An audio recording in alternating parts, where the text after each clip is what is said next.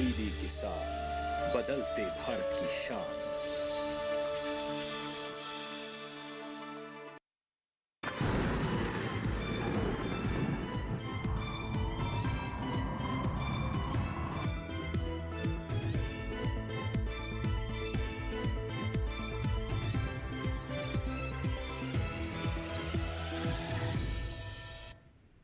नमस्कार, स्वागत है आपका हमारे खास कार्यक्रम मौसम खबर में।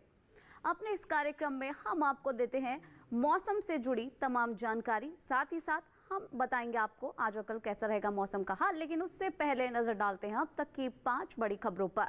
तो सबसे पहली खबर की बात कर लेते हैं, जो कि गांगे पश्चिम बंगाल से आ रही है। अनेक इलाकों में भयंकर लू चलने के आसार मौसम विभाग की तरफ से जताए गए हैं। तो वहीं बिहार में अनेक जगहों पर लू को लेकर रेड अलर्ट जारी किया गया है।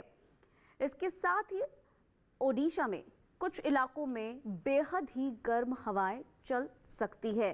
साथ ही साथ आगे बढ़ते हुए हिमाचल प्रदेश का हाल जान लेते हैं, जहां पर कहीं कहीं भारी बारिश और गरज और बौछारों के साथ ओले पड़ने का अनुमान मौसम विभाग की तरफ से जताया गया है। तो वहीं पंजाब में कुछ इलाकों में गरज और बौछारों के साथ ओले पड़ सकते हैं।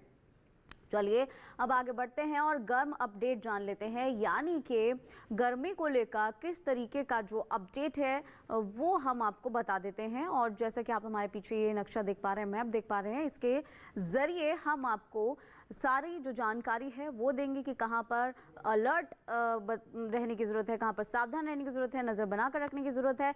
तो जैसा कि आप हमारे पीछे देख पा रहे हैं, जो उत्तर भारत के कुछ हिस्से हैं, चाहे वो गिलगित लेह लद्दाख, जम्मू कश्मीर और इसके साथ साथ हिमाचल प्रदेश, पंजाब, उत्तराखंड है, यहाँ पर आप देख पा रहे हैं कि बारिश के साथ साथ तेज़ हवाओं के आसार मौसम विभाग की तरफ से जताए गए हैं। वहीं जब आप पूर्वोत्तर का रुख करेंगे तो यहाँ देखेंगे रेड अलर्ट कहाँ कहाँ चेतावनी जारी की गई है। बिहार, झारखंड और इसके साथ साथ गांगे पश्चिम बंगाल, ओडिशा समेत इसके आसपास के इलाकों में। साथ ही जब आप पूर्वोत्तर के बाकी के हिस्सों का रुख करते हैं तो वहां पर तेज हवाओं के साथ साथ बारिश का अनुमान है, नजर बनाकर रखने की जरूरत है। इसके साथ ही जो ये कुछ हिस्से हैं यहाँ पर आप देख पा रहे हैं, जैसे कि हरियाणा, पश्चिमी उत्तर प्रदेश, पूर्वी उत्तर प्रदेश, पूर्वी मध्य प्रदेश, छत्तीसगढ़, विदर्भ समेत पश्चिमी राजस्थान, इन तमाम जगह पर जोरदार बारिश। और कुछ जगह ऐसी हैं जैसे कि आप विदर्भ और छत्तीसगढ़ में देख पा रहे हैं कि यहाँ पर तेज हवाओं के आसार है। और इसी तरीके की आगे हम आपको जानकारी देते हैं मौसम पूर्व अनुमान, यानी कि आने वाले 2 दिनों में मौसम कैसा रह सकता है, कहां पर ज्यादा सावधान रहने की जरूरत है। तो उत्तर भारत के कुछ हिस्से हैं, यहां पर अधिकतर जगह बरसात की संभावना है, जैसा कि आप देख पा रहे हैं श्रीनगर, जम्मू कश्मीर,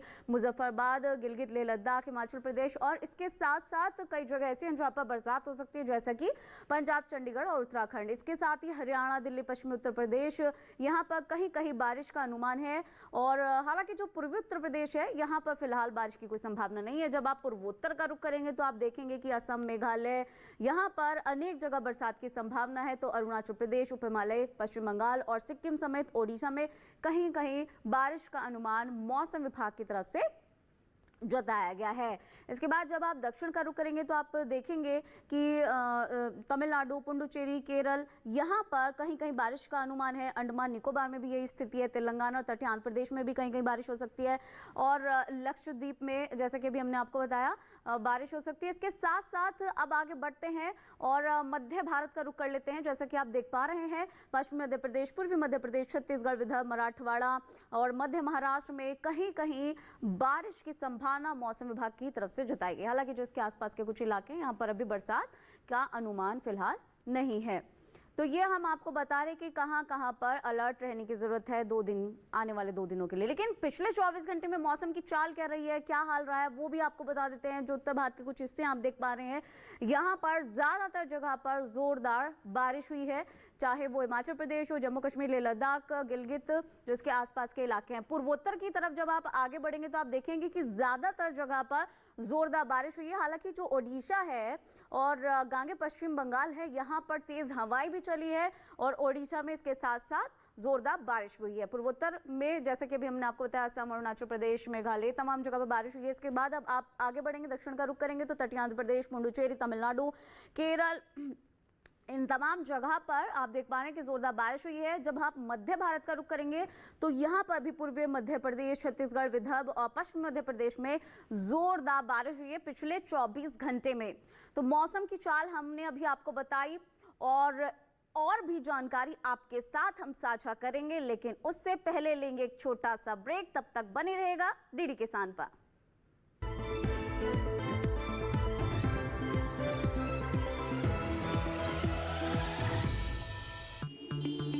सर 50,000 एडवांस। पर इतना कैश तो हम नहीं लाए। और आज बैंक भी बंद है। इलाज है डिजिटल पेमेंट का आसान सा ढूंढ। लेकिन अरे घबराइए मत, सावधानी के साथ करेंगे तो कोई साइड इफेक्ट भी नहीं होगा। फोन लाइए मुझे, यहाँ फोन लगाइए। डिजिटल पेमेंट से लेन देन हो सकता है आसान, सुरक्षित और तेज। मैंने तो इन्हें डिजिटल पेमेंट सिखा दिया है, आपने? क्योंकि आरबीआई कहता है कि डिजिटल पेमेंट अपनाओ, औरों को भी सिखाओ।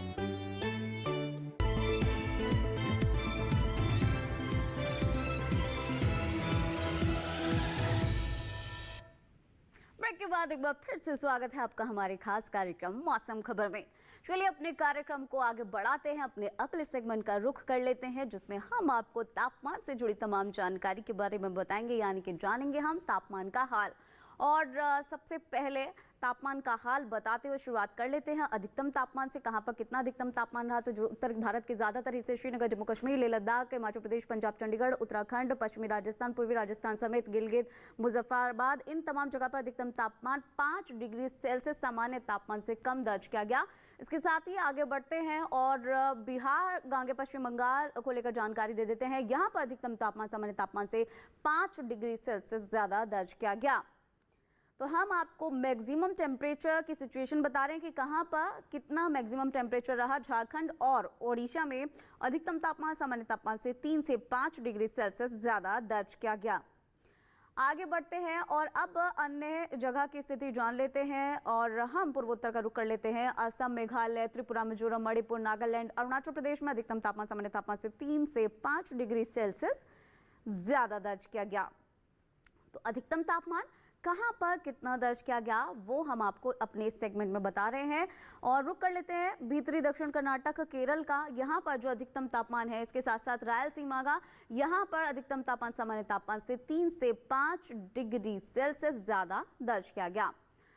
अब आपको बताते हैं कि सबसे ज्यादा जो अधिकतम तापमान है वो गांगे पश्चिम बंगाल के कलाई कुंडा में दर्ज किया गया 45.8 डिग्री सेल्सियस, जो कि सबसे ज्यादा तापमान दर्ज किया गया। ये तो आपने जाना मैक्सिमम टेम्परेचर के बारे में। अब आपको मिनिमम टेम्परेचर यानी कि न्यूनतम तापमान की स्थिति बता देते हैं। उत्तर भारत का जवाब रुक करेंगे, गिलगित, श्रीनगर, जम्मू कश्मीर, लेह लद्दाख, हिमाचल प्रदेश, उत्तराखंड समेत मुजफ्फराबाद की बात कर लेते हैं। यहाँ पर जो न्यूनतम तापमान है सामान्य तापमान से 1.6 से 3 डिग्री सेल्सियस कम दर्ज किया गया। इसके बाद आगे बढ़ते हैं और आगे के कुछ हिस्सों का हम नजर डाल लेते हैं। हरियाणा, दिल्ली, पश्चिमी उत्तर प्रदेश, पूर्वी राजस्थान, पश्चिमी राजस्थान, इन तमाम जगह पर जो न्यूनतम तापमान है वो सामान्य तापमान से 1.6 से 3 डिग्री सेल्सियस सामान्य तापमान से कम दर्ज किया गया। तो लगातार मिनिमम टेम्परेचर हम आपको बता रहे हैं। बिहार और उप हिमालय, पश्चिम बंगाल और सिक्किम में जो न्यूनतम तापमान है वो सामान्य तापमान से 3 से 5 डिग्री सेल्सियस ज्यादा दर्ज किया गया। इसके बाद आगे बढ़ते हैं और अब आपको बताते हैं कोंकण और गोवा में न्यूनतम तापमान सामान्य तापमान से 3 से 5 डिग्री सेल्सियस ज्यादा दर्ज किया गया। आगे बढ़ते हुए अब हम आपको मध्य महाराष्ट्र की स्थिति बता देते हैं। यहाँ पर जो न्यूनतम तापमान है वो सामान्य तापमान से 5 डिग्री सेल्सियस ज्यादा दर्ज किया गया। इसके साथ ही अब आपको बताते हैं कि सबसे कम न्यूनतम तापमान कहां दर्ज किया गया। ये पश्चिमी उत्तर प्रदेश के मुजफ्फरनगर में 18.6 डिग्री सेल्सियस दर्ज किया गया, जो कि सबसे कम न्यूनतम तापमान रहा। तो ये आपने जाना कि कहां पर कितना तापमान की जो स्थिति है वो रही, लेकिन देश के अन्य कोनों में तापमान का क्या कुछ हाल रहा वो आपको एक नजर में दिखा देते हैं।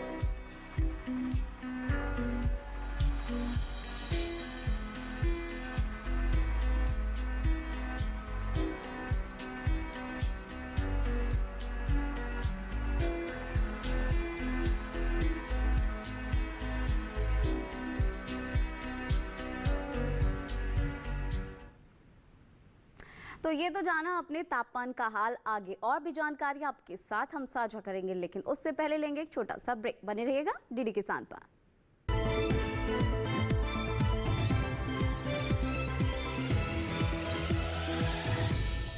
डीडी किसान ने कर ली है तैयारी। यहाँ मिलेगी पशुपालन की हर एक जानकारी, घर आंगन से लेकर व्यावसायिक फार्म तक, मुर्गी पालन से लेकर रेगिस्तान के जहाज तक। बीमारियों से पशुपालक बिल्कुल ना हो परेशान। विशेषज्ञ करेंगे आपकी समस्या का समाधान। देखिए अपना पशु चिकित्सक हर रविवार शाम 6:30 बजे दूरदर्शन किसान पर।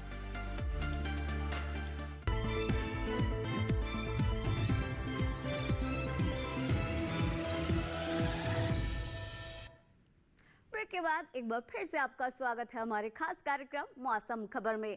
चलिए अपने कार्यक्रम को आगे बढ़ाते हैं, अपने अगले सेगमेंट का रुख कर लेते हैं।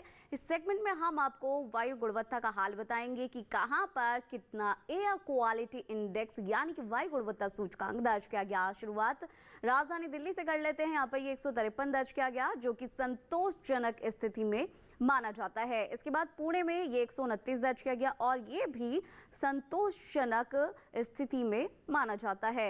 वहीं मुंबई में ये 120 दर्ज किया गया और ये भी सेटिस्फैक्टरी कैटेगरी में आता है। इसके बाद आगे बढ़ते हुए अब हम जान लेते हैं कोलकाता का हाल। यहाँ पर ये 178 दर्ज किया गया और ये भी संतोषजनक स्थिति में माना जाता है।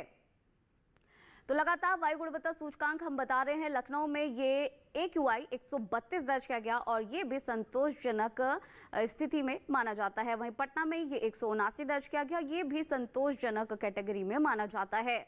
तो वायु गुणवत्ता सूचकांक हम आपको बता रहे हैं। हैदराबाद में 152 दर्ज किया गया और ये भी संतोषजनक स्थिति में माना जाता है। हैदराबाद के बाद हम आगे बढ़ते हैं, रुख कर लेते हैं अहमदाबाद का। यहाँ पर ये 130 दर्ज किया गया और ये भी संतोषजनक स्थिति में माना जाता है। अब आगे बढ़ते हैं, पर्यटन पूर्वानुमान हम आपको बता देते हैं। अगर आप कहीं घूमने जाने की प्लानिंग कर रहे हैं तो ये सेगमेंट स्पेशली आपके लिए तैयार किया गया है। जम्मू कश्मीर के गुलमर्ग अगर आप जाना चाहते हैं तो आप देखेंगे शुरू के जो 2 दिन है बर्फ पड़ सकती है और इसके साथ साथ बुधवार को मिला जुला मौसम रह सकता है। गुरुवार को अच्छी खासी धूप रहेगी। मैक्सिमम टेम्परेचर 5 से 9 के बीच फ्लक्चुएट करेगा। जो मिनिमम टेम्परेचर है वो 1 डिग्री के आसपास फ्लक्चुएट कर सकता है। तो गुलमर्ग में आने वाले 4 दिन का मौसम का हाल आपने जान लिया। पर्यटन की दृष्टि से हिमाचल प्रदेश के शिमला अगर आप जा रहे हैं तो सोमवार को बारिश के साथ साथ बिजली जो है वो चमक सकती है और मंगलवार को बादल बरस सकते हैं। वहीं बुधवार को मिला जुला मौसम देखने को मिल सकता है। तो गुरुवार को अच्छी खासी धूप मिल सकती है। वहीं जो मैक्सिमम टेम्परेचर है वो 22 से लेकर 25 तक फ्लक्चुएट कर सकता है। तो मिनिमम टेम्परेचर की बात कर लेते हैं, वो 10 से 15 के बीच फ्लक्चुएट कर सकता है। उत्तराखंड के नैनीताल अगर आप जा रहे हैं तो शुरू के 2 दिन मिला जुला मौसम, बाकी के 2 दिन अच्छी खासी धूप रहेगी और मैक्सिमम टेम्परेचर 24 से 27 के बीच फ्लक्चुएट कर सकता है। मिनिमम टेम्परेचर आप देखेंगे कि 13 से लेकर 17 के बीच फ्लक्चुएट कर सकता है। तो सोमवार से लेकर गुरुवार तक नैनीताल में पर्यटन की दृष्टि से मौसम पूर्व अनुमान आपने जान लिया। अब आगे बढ़ते हैं और हम जानते हैं राजस्थान के उदयपुर का हाल। 4 दिन यहाँ पर अच्छी खासी धूप रहेगी और मैक्सिमम टेम्परेचर 36 से 38 के बीच रह सकता है। मिनिमम टेम्परेचर 21 से 23 के बीच जा सकता है। तो उदयपुर में आने वाले 4 दिन में मौसम का हाल हमने अभी आपको बताया। अब आगे बढ़ते हैं और दूसरी जगह में क्या मौसम का हाल चल रहा है, सोमवार से गुरुवार तक क्या कुछ स्थिति रह सकती है पर्यटन की दृष्टि से मौसम को लेकर, वो आपको बता देते हैं। तो पश्चिम बंगाल के दार्जिलिंग का रुख कर लेते हैं और यहाँ पर आप देखेंगे कि सोमवार से लेकर गुरुवार तक मिला जुला मौसम रहेगा और जो अधिकतम तापमान है शुरू के 2 दिन 21 और बाकी के 2 दिन 22 रह सकता है। वहीं मिनिमम टेम्परेचर आप देखेंगे कि 13 से 14 के बीच में फ्लक्चुएट कर सकता है। तो दार्जिलिंग में पर्यटन की दृष्टि से सोमवार से लेकर गुरुवार तक मौसम पूर्वानुमान आपने जान लिया। अब नागालैंड के कोहिमा का रुख कर लेते हैं। 4 दिन यहाँ पर बारिश हो सकती है। अधिकतम तापमान 26 से 28 के बीच रह सकता है और न्यूनतम तापमान 4 ही दिन एक समान 16 डिग्री सेल्सियस रह सकता है। तो कोहिमा में आने वाले 4 दिन का मौसम का हाल आपने जान लिया। अब आगे बढ़ते हैं और अब हम आपको अन्य जगह का जो मौसम पूर्व अनुमान है वो बता देते हैं। ओडिशा के पुरी का रुख कर लेते हैं। यहाँ पर अगर आप जा रहे हैं तो शुरू के 2 दिन अच्छी खासी धूप रहेगी और बुधवार को मिला जुला मौसम देखने को मिल सकता है। इसके बाद गुरुवार को आप देखेंगे कि अच्छी खासी बारिश हो सकती है। मैक्सिमम टेम्परेचर की बात करें तो शुरू के 2 दिन 34 और बाकी के 2 दिन 33 रह सकता है। वहीं मिनिमम टेम्परेचर की बात करनी भी बेहद ज़रूरी हो जाती है। तो इस पर जब आप नज़र डालेंगे तो आप देखेंगे कि 27 से 29 के बीच में फ्लक्चुएट कर सकता है। मध्य प्रदेश के खजुराहो अगर आप जा रहे हैं तो चारों ही दिन अच्छी खासी धूप रहेगी। मैक्सिमम टेम्परेचर 40 से 43 तक रह सकता है और इसके साथ साथ मिनिमम टेम्परेचर आप देखेंगे कि 25 से 27 के बीच फ्लक्चुएट कर सकता है। तो सोमवार से लेकर गुरुवार तक खजुराहो में कैसा रहेगा मौसम का हाल पैटर्न की दृष्टि से वो आपने जान लिया। अब कर्नाटक के मैसूर का रुख कर लेते हैं। यहाँ पर सोमवार से लेकर बुधवार तक मिला जुला मौसम रहेगा, तो वहीं गुरुवार को जोरदार बारिश हो सकती है। अधिकतम तापमान चारों ही दिन एक समान 35 डिग्री सेल्सियस रहेगा और जो न्यूनतम तापमान है वो आप देखेंगे कि 26 और 27 के बीच फ्लक्चुएट कर सकता है।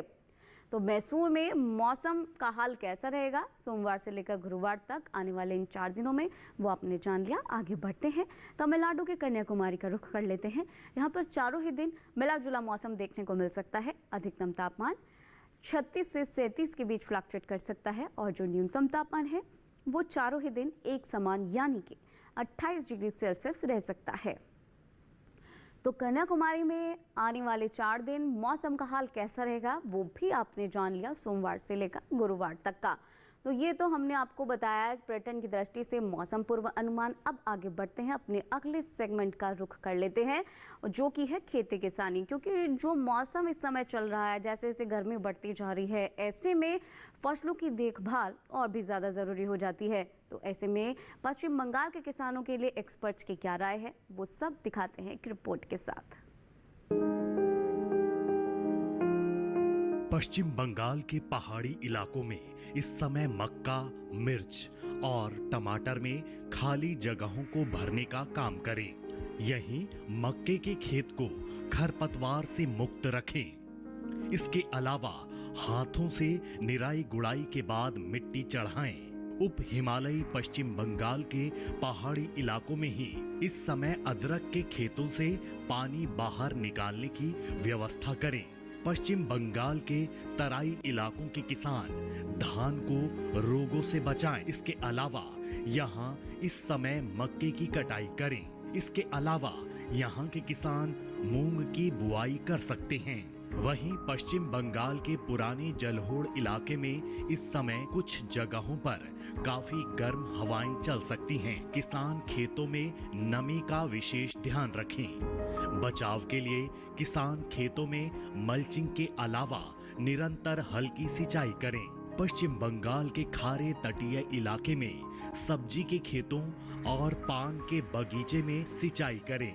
जहां बोरो धान 80% तक तैयार है, वहां उनकी कटाई कर लें। कटाई के बाद खेतों में गहरी जुताई करें। पश्चिम बंगाल के नए जलहोड़ इलाके में सब्जियों के खेतों में निरंतर सिंचाई करें। बोरो धान के खेतों में पर्याप्त जल स्तर बनाए रखें। बोरो धान के खेतों में ही हाथों से खरपतवार निकालें और मेड़ों को साफ रखें। पश्चिम बंगाल के लेटराइट और लाल मिट्टी वाले क्षेत्र में इस समय गर्मी से फसलों की पत्तियों के मुरझाने या पत्ती मुड़ने के लक्षण देखे जा सकते हैं। किसान इसकी निगरानी करते रहें। लक्षण दिखाई देने पर शाम के समय खेतों में सिंचाई करें। तो पश्चिम बंगाल में अपनी फसल के लिए किसानों को किन बातों का ख्याल रखना चाहिए, क्या करना चाहिए, क्या नहीं करना चाहिए, वो तमाम बातें आपने इस रिपोर्ट के जरिए जान ली थी। अब अगले सेगमेंट का रुख कर लेते हैं जो कि है आज की फसल। आज की फसल है मूंग, जो कि एक दलहनी फसल है और मुख्यतः आप देखेंगे कि उत्तर प्रदेश, हरियाणा या पंजाब यहाँ पर ये सबसे ज़्यादा उगाई जाती है। ऐसे में इसकी देखभाल कैसे की जाती है, अच्छी फसल कैसे प्राप्त की जा सकती है, एक्सपर्ट्स की क्या सलाह है, ये तमाम चीज़ें एक रिपोर्ट के जरिए आपको दिखा देते हैं। दालें प्रोटीन से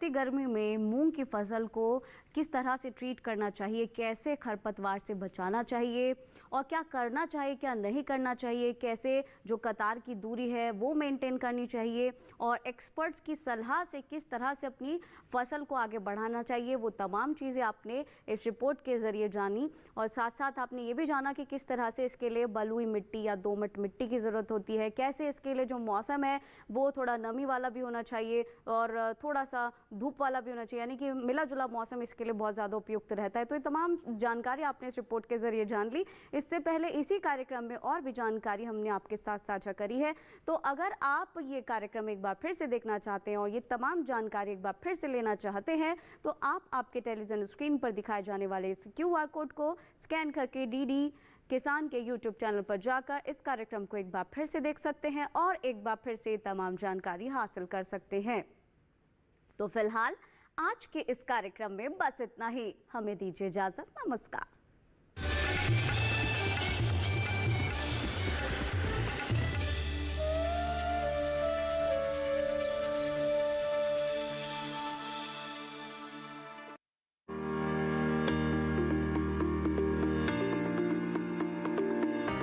आज आपका स्वागत करती हूँ मैं राधिका चौधरी, बाड़मेर के बॉर्डर पे बसे हुए पहले गांव से। बात करेंगे बदलाव की। हमारे अन्नदाता खुश? बहुत खुश है। पहले वाला बाड़मेर और आज के बाड़मेर की तस्वीर क्या है? रात दिन का फर्क हो गया है। हमारी किसान महिलाओं को कोई समस्या नहीं, कोई समस्या नहीं है अभी तो। किसान बिल्कुल खुश है और उनका उत्पादन बहुत अच्छा बढ़ रहा है। आज ऐसा कोई किसान नहीं जिसके घर में 10 लाख रुपए नहीं आ रहे। राजस्थान से देखिए किसान और विज्ञान पर कार्यक्रम चौपाल चर्चा 29 अप्रैल सोमवार सुबह 9 बजे सिर्फ दूरदर्शन किसान पर। वाओ जिंदगी, वाओ जिंदगी, वाओ जिंदगी, वाओ वाओ जिंदगी। गेटअप थोड़ा बेटर हो, वाओ जिंदगी। पर्सनालिटी का जब मैटर हो, वाओ जिंदगी। फैशन ही फैशन से भरी, वाओ जिंदगी। लाइफ में अपनी स्टाइल हो, वाओ जिंदगी। लाइफ में बैलेंस रिदम हो, कलर पैटर्न ब्यूटी और डिजाइन भी इम्प्रेसिव जो स्टाइल हो, वाओ जिंदगी। होम इंटीरियर साइड हो, वाओ जिंदगी। फैमिली संग हो आउटिंग भी, वाओ जिंदगी। मॉडर्न टाइम्स की लाइफ हो, वाओ जिंदगी, वाओ जिंदगी। देखिए वाओ जिंदगी प्रत्येक शनिवार सुबह 11 बजे। वाओ जिंदगी। सिर्फ DD नेशनल पर, देश का पहला चैनल, देश का अपना चैनल।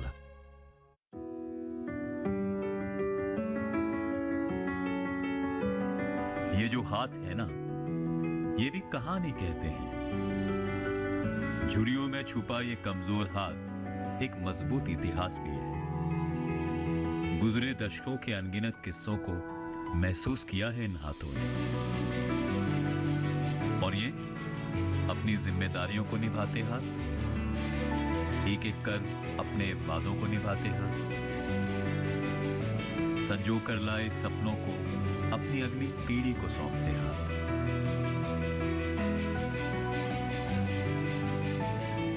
मजबूत इरादों से अपनी किस्मत को संवारते हाथ, अपने कौशल से देश की प्रगति को दिशा देते मेहनत का हाथ। और ये युवा हाथ आंखों में सपने लिए अपने भविष्य को देश की प्रगति से जोड़ते हाथ। बस एक रंग इन हाथों की पहचान और देश के स्वाभिमान को एक करता है।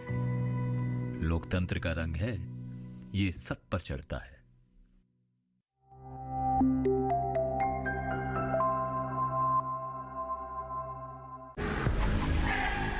सब कुछ हमारे प्लान के मुताबिक हो रहा है। बासु पागल तो था ही, अब इलेक्ट्रिक शॉक के बाद उसकी क्या हालत होती है, that I can not tell you sir. Wonderful.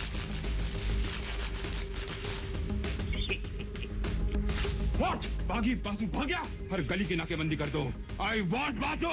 हमें बासु का पता लगाकर मार्शल को खबर कर देनी चाहिए। इस तरह हम मार्शल का विश्वास जीत लेंगे और उसकी दोस्ती भी हासिल हो जाएगी। सोमवार से गुरुवार रात 10 बजे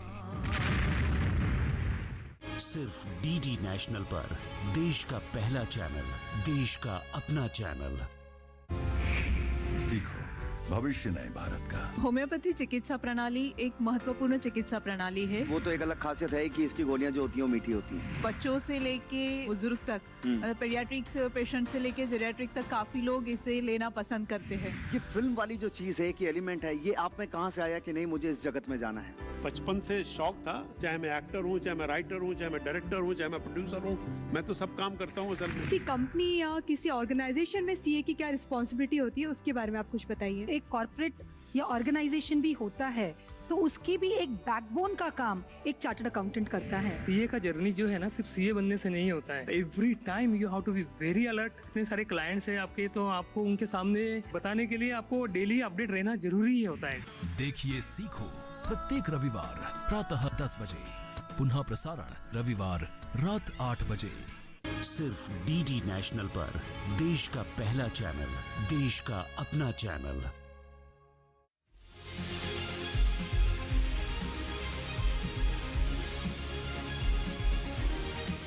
धरती का सीना चीर दे,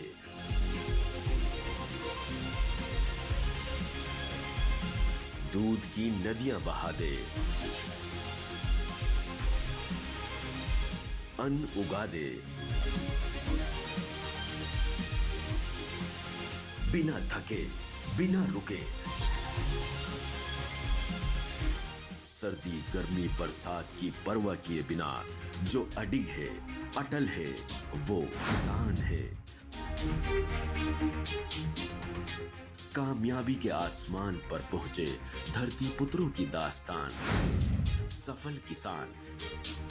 कार्यक्रम सफल किसान सोमवार से शुक्रवार रात 8 बजे, सिर्फ दूरदर्शन किसान पर। रानी अबक्का देवी का नाम सुना है तुमने? हमने तो सुना है, लेकिन अगर आप लोगों ने नहीं सुना तो फिकर नॉट। फ्रीडम फाइटर्स की कहानियां दिखाएंगे दूरदर्शन पर हर रविवार सुबह 11 बजे। क्रिश, ट्रिश और बाल्टी boy. There are a number of new technologies that are going to have a revolutionary impact.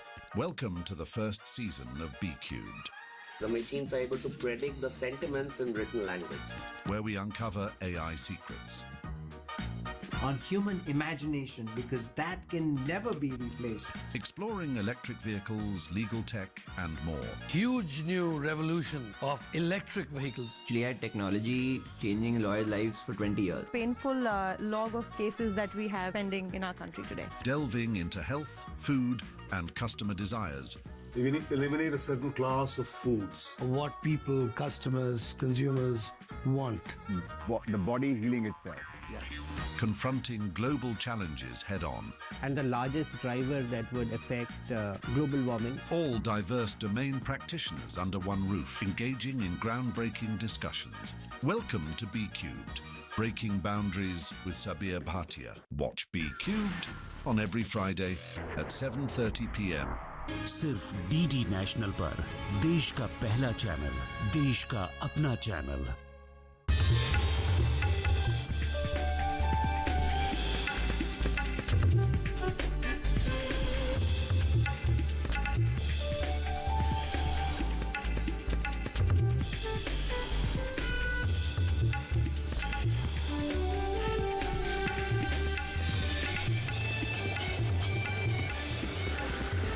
TV के साथ बदल